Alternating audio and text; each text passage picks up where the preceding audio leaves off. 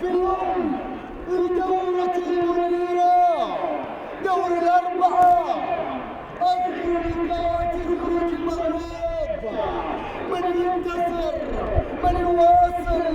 من يصل على حساب الآخر ويجعله يغادر بخفي حنين في مربع الكبار، في مربع من نار، في مباراة لها الأنظار، لها الانتظار، لها أصوات العشاق، لها دعوات المتيمين، لها العشاق والمحبين لكلا التشكيلتين، لكلا الفرقتين، لكلا الكيانين.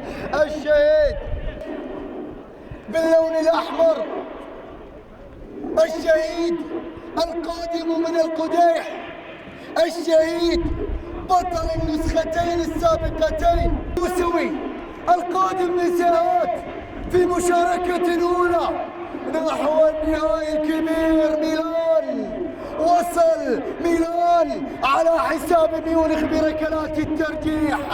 ميلان ينتظر الفائز الآن، حكم اللقاء الدولي الكبير الأستاذ يوسف الوزير، طاقم تحكيمي رفيع المستوى دولي قادم من مملكة البحرين. هنا الصافرة، الانتظار لبداية المباراة، الانتظار. اربطوا الأحزمة، فالقمة انطلقت، اربطوا الأحزمة، فالنهائي المبكر انطلق، اربطوا الأحزمة، فالشهيد ناوي والموسوي لا، لا لن يرضى بالمغادرة إلا بكأس البطولة. إذن كل التوفيق للفريقين، كل التوفيق لنا كمعلق كحكم. المباراة لن تصل لركلات الترجيح، لن تصل لركلات الترجيح. كرة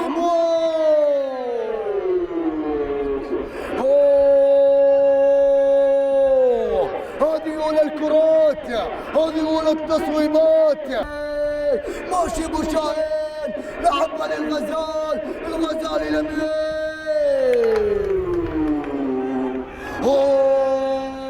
لا بدت تحلو المباراة وهي تصوب. الله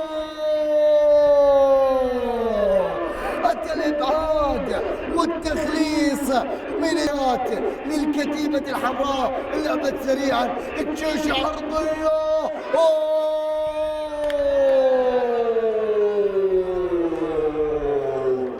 مبعداتك وهذه كراتك، هذه شلون مرت، هذه شلون عدت.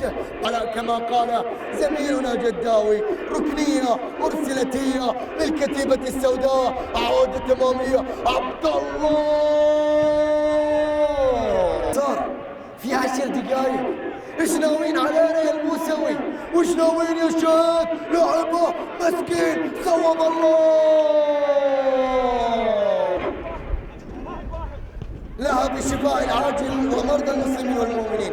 كرة نعود لمجريات اللقاء، لدى الدشاشي للغزال، الغزال مرموشي مهدي، صوب يا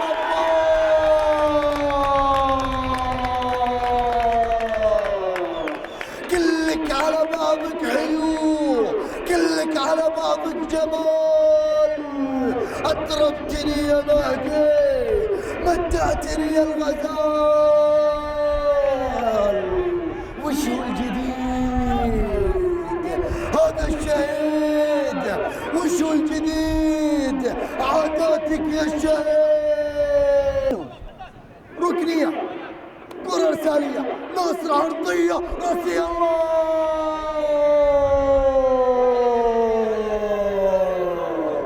كيف شباكه متألق، لكن الدعوات والأمنيات للطرفين. تصويب الله، ركلة ركنية للفرقة القديحية. تقدم لطوال القامة، البحث عن العرضية. عليا جبرتي. الله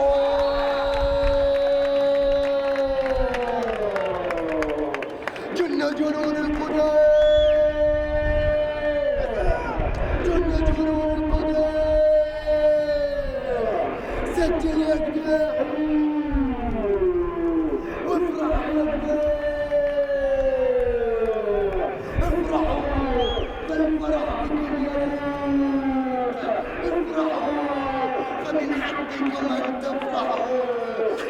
سيروا فلديكم من تبتغي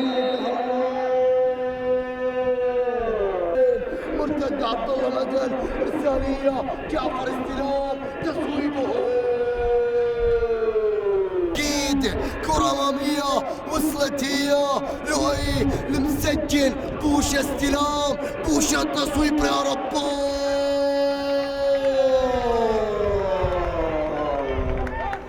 يا إلهي الشيء الموسوي رسالية عرضية صدت عادت لمين المسجل يقدم مباراة كبيرة المسجل بوشة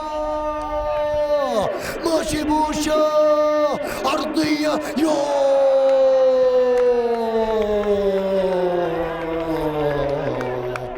متعة وطرب متعة وطرب هي البو واقف على كورته عادت للأمام لمصلحة ناصر زين الدين ناصر ماسك كورته لعبت هي شبه صوب الله هناك لعطية استلام اليساري مررها رجعت وعادت لمين هذا أصيل بديل الشوط الثاني عادت أصيل استلام دورون أصيل صوب في الشباك الجانبية من عطية متروح شعبان ماشي شعبان لعبها للمسكين المسكين شعبان الله شعبان مرت بجانب القائم الايسر هذا نهائيك المنيرة هكذا يفعل نهائيك المنيرة بهذه الروح ترى العزيمة راسية يا رجعت الله ابراهيم مرور بوشاهي تصويب الله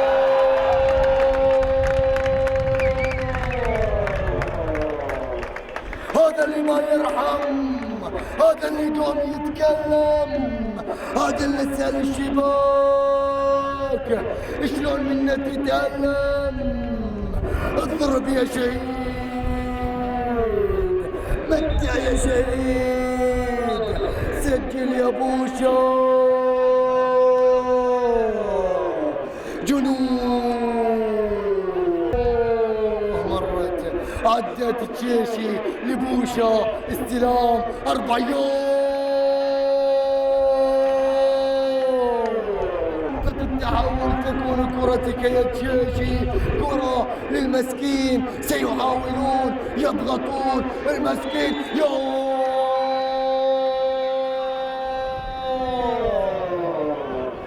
ركلة جزاء ركلة جزاء أعصاب مع المسكين الأمال والأعصاب المسكين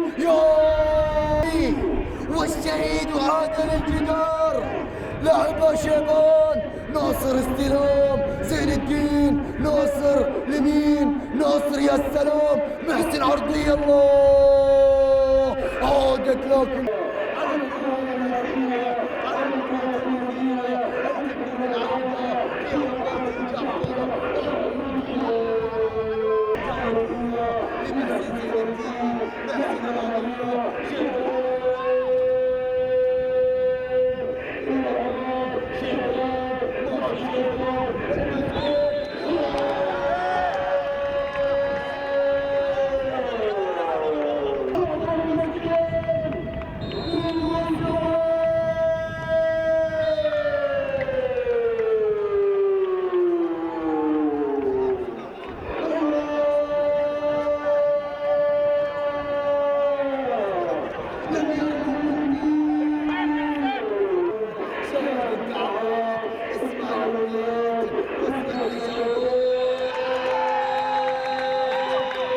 إذن بسم الله الرحمن الرحيم، ألف مبروك لفريقي ميلان والشهيد التأهل للمباراة النهائية التي ستقام يوم الجمعة القادم. طبعا كاس البطولة موجود، تم الإعلان عنه، وكاس مغري. أنا أبغى أقول كلمة إلى الكاس.